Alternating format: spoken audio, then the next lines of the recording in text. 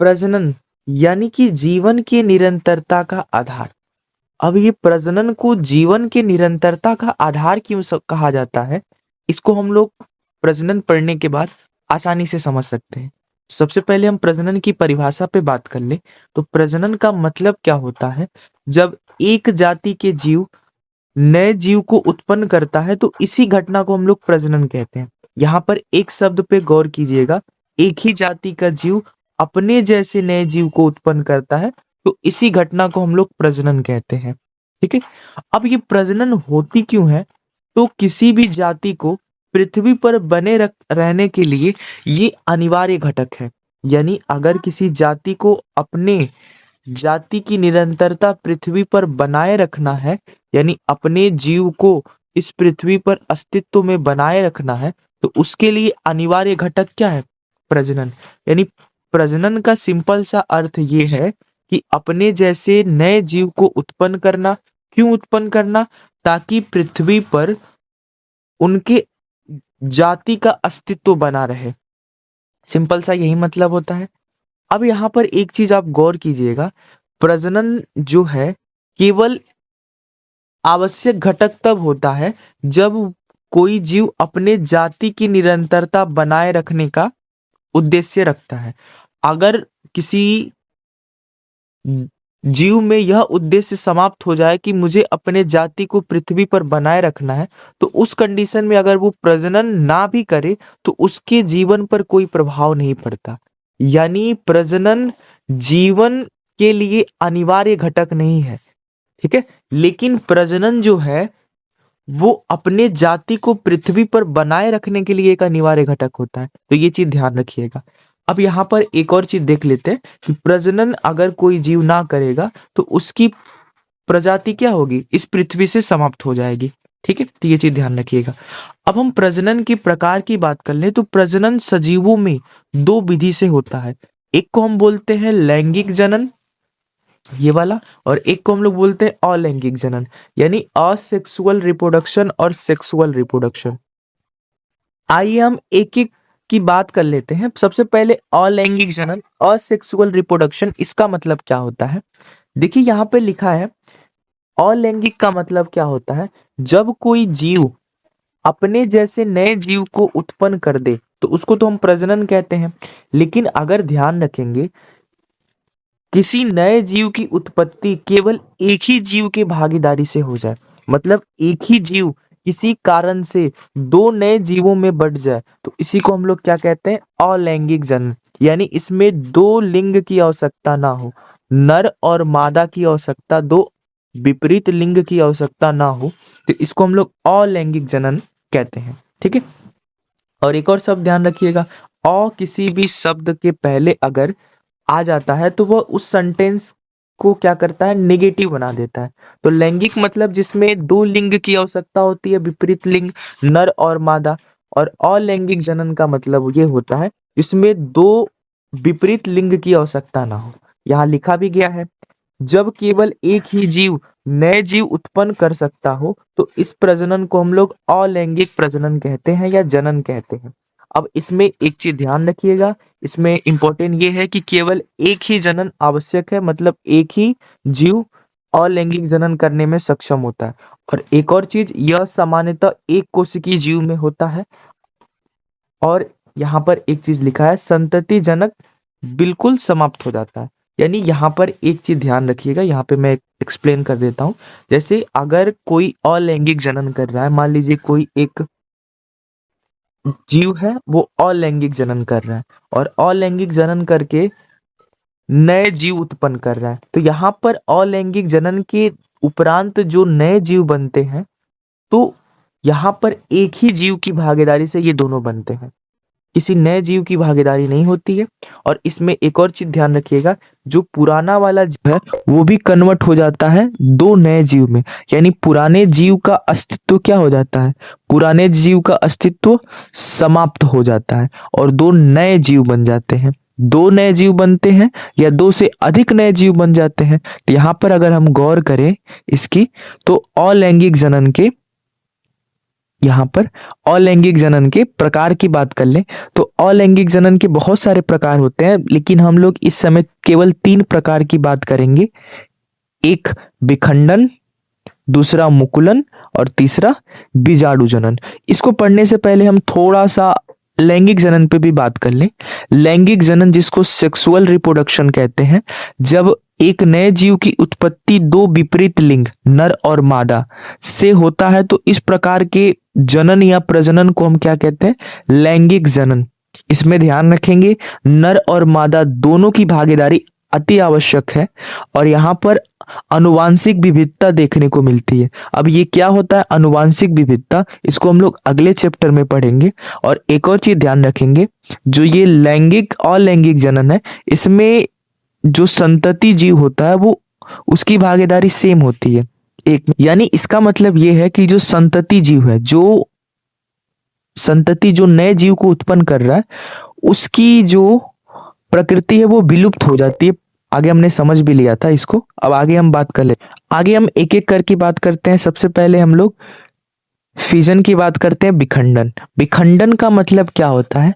जब कोई एक चीज टूटता है। अब देखिए कोई एक चीज हो सकता है 2 भागों में टूट जाए या कोई एक चीज कई भागों में टूट जाए, ठीक है, 2 घटना हो सकती है। तो विखंडन का मतलब तो होता है टूटना। और यहाँ पे देखिए यह विखंडन जो होता है वो एक कोशिकीय जीव में होने वाला प्रजनन है। जैसे कि प्रोटोजोआ जीवाणुओं में सामान्यतः विखंडन की घटना देखने को मिलती है।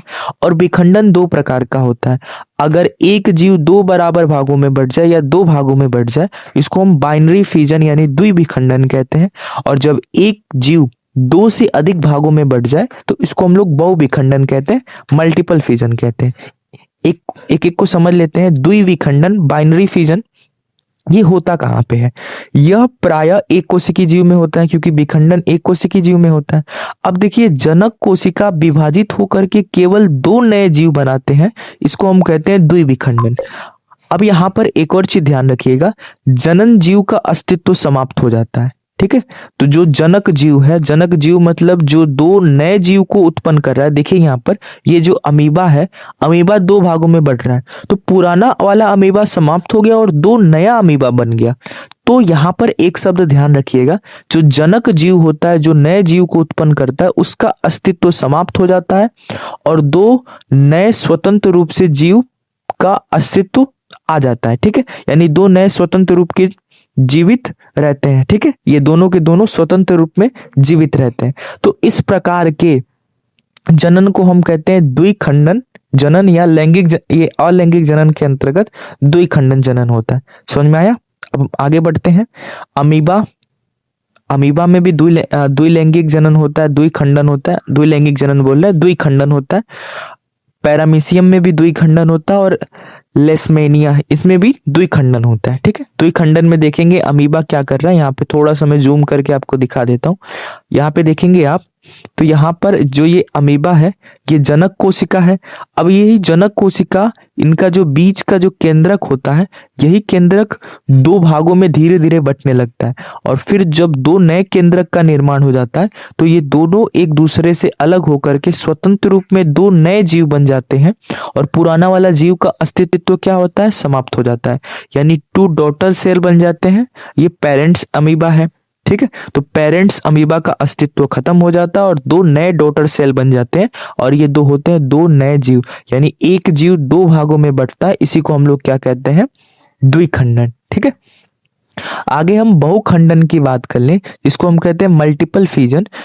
नाम से ही स्पष्ट है, जब एक जीव 2 से अधिक या बहुत सारे जीवों को उत्पन्न करता है। अब यहाँ पे ध्यान रखेंगे, इसमें ये अलैंगिक जनन है, यानी इसमें 2 जीव भागीदारी नहीं लेंगे। यानी एक ही जीव किसी कारण से अनेक जीवों में बढ़ जाता है, अनेक नए जीवों को उत्पन्न कर लेता है, इसी को हम क्या कहते हैं?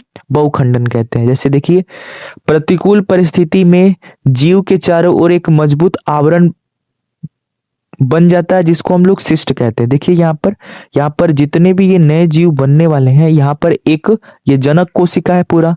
अब इसके अंतर्गत छोटे छोटे नए डॉटर सेल, डॉटर न्यूक्लियस बन जाते हैं, डॉटर सेल बन जाते हैं, और इन डॉटर सेल के बाहर एक मजबूत आवरण बन जाता है जिसको हम लोग सिस्ट कहते हैं। ठीक है, अब ये जो डॉटर सेल है अंदर धीरे धीरे विकसित होंगे। अंदर जो मेन फादर सेल था, पेरेंट सेल था, वो पेरेंट सेल की जो केंद्रक है वो सबको क्या कर देगा, अपना केंद्रक बांट देगा। यानी जितने भी डॉटर सेल है वो सब केंद्रक ले लेंगे और नए सेल में विभाजित हो जाएंगे। अब यहाँ पे एक चीज देखिएगा, आगे हम बता रहे हैं ये बहुखंडन की प्रक्रिया होती कैसे है। केंद्रक कई बार विभाजित होकर के संतति केंद्रक बनता है। देखिए यहाँ पे जो ये केंद्रक है ये कई बार विभाजित हो जाता है और छोटे छोटे छोटे छोटे नए संतति मतलब डॉटर न्यूक्लियस बनता है। अब देखिए प्रत्येक केंद्रक के चारों ओर कोशिका द्रव इकट्ठा हो जाते हैं। देखिए यहाँ पर कोशिका द्रव इकट्ठा हो जाती है और एक कोशिका कई नई कोशिकाओं में बन जाती है। देखिए यहाँ पर ये जो नई कोशिकाएं बन गई हैं, अब ये क्या होगा, जब ये विकसित हो जाती हैं तो ये जो फादर वाला सेल था, यहाँ पर फादर नहीं बोलेंगे, इसको पेरेंट सेल बोलते हैं, पेरेंट सेल क्या हो जाएगा, फट जाएगा और इससे अंदर जो डॉटर सेल थे वो विकसित होकर के नए जीव का निर्माण करेंगे। यानी इस तरह से एक कोशिका नई अलग अलग कोशिका यानी एक जीव नए जीव को विकसित करेगा और नए जीव है उनकी संख्या हजारों में होगी। जैसे कि अगर आप यहाँ देखेंगे तो हजारों से ज्यादा नई कोशिकाएं बनती हैं। जैसे कि ये जो प्लाज्मोडियम होता है, जो मलेरिया परजीवी होता है, उनमें प्रजनन जो होता है बहुखंडन के अंतर्गत होता है। इसीलिए प्लाज्मोडियम जो होता है, प्लाज्मोडियम ये बहुखंडन यानी यह एक कोशिका हजारों नए कोशिका यानी एक जीव हजारों नए जीव को उत्पन्न करने में सक्षम होता है और इस घटना को हम कहते हैं बहुखंडन यानी मल्टीपल फिजन। ठीक है, अब हम आगे बात कर लेते हैं मुकुलन। मुकुलन का मतलब होता है बर्डिंग। बर्डिंग मतलब एक उभार जैसा अगर निकलेगा और वो जैसे मान लीजिए कोई जीव है, जीव के ऊपर थोड़ा सा उभार निकलेगा और उभार ये धीरे धीरे विकसित हो जाएगा। जब विकसित हो जाएगा तो ये पुराने वाले जो जीव है उनसे अलग होकर के अपने नए जीव को निर्माण कर लेगा। तो ऐसे को हम कहते हैं, ऐसे जो जनन होते हैं उसको हम मुकुलन कहते हैं। यानी जनक जीव के शरीर पे एक छोटा सा उभार आता है जिसे मुकुल कहते हैं और मुकुल जनक से जुड़ा रहता है, बाद में अलग होकर के नया जीव बना लेता है। ठीक है, आगे हम इस पे थोड़ा सा और बात कर लें। जैसे कि जो इष्ट होता है, एक कोशिकी कवक होते हैं और एक कोशिकी कवक में मुकुलन की घटना ही देखने को मिलती है। जैसे यहाँ पे देख रहे होंगे, थोड़ा सा मैं जूम करके दिखा दूं तो यहाँ पे देखिए ये बर्ड निकल रहे हैं, ये बर्ड निकल रहे हैं और यही बर्ड क्या हो जाएंगे, जब विकसित हो जाएंगे तो अपने जनक कोशिका से अलग होकर के नए जीव में परिवर्तित हो जाएंगे। हाइड्रा में भी ऐसे ही देखने को मिलता है। हाइड्रा ये बहुकोशिकीय जीव होता है और इष्ट क्या होता है, एक कोशिकीय जीव होता है। ये कवक होता है और ये बहुकोशिकीय जीव होता है।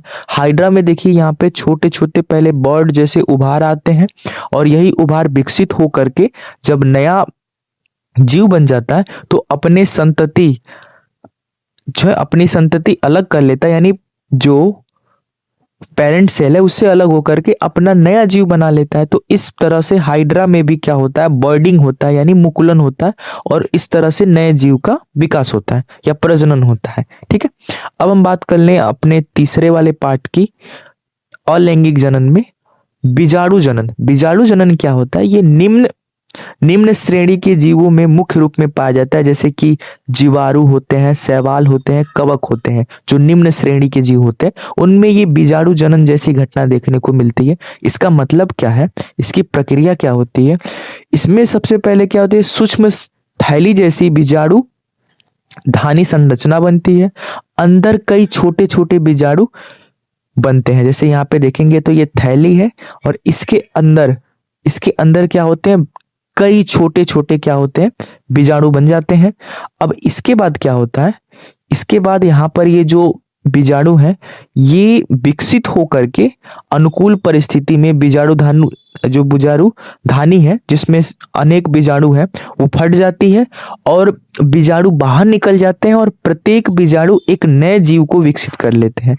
यानी देखेंगे तो ये बीजाणु लगभग जो हमारा बहुकोशिकीय प्रजनन, यहाँ पे एक मिनट दिखा देता हूँ, यहाँ पे यहाँ पे जो बहुखंडन था कुछ उससे सिमिलर होता है, लेकिन यहाँ पे एक चीज अंतर ये होता है कि यहाँ पे एक थैलीनुमा संरचना बनती है और उसमें ऐसा नहीं होता था। ठीक है, तो इस तरह से क्या होता है, बीजाणु का या बीजाणु बीजाणु जनन ऐसा होता है। ठीक है, तो यहां पर हमने आज, अगर आपका इससे संबंधित कोई भी क्वेश्चन हो, जो हमने टॉपिक पढ़ा, हमने क्या पढ़ा, विखंडन, मुकुलन, बीजाणुओं में जनन, अलैंगिक और लैंगिक जनन में अंतर, तो हमने इतना टॉपिक पढ़ लिया है। आगे की जो टॉपिक हम लोग नेक्स्ट क्लास में करेंगे।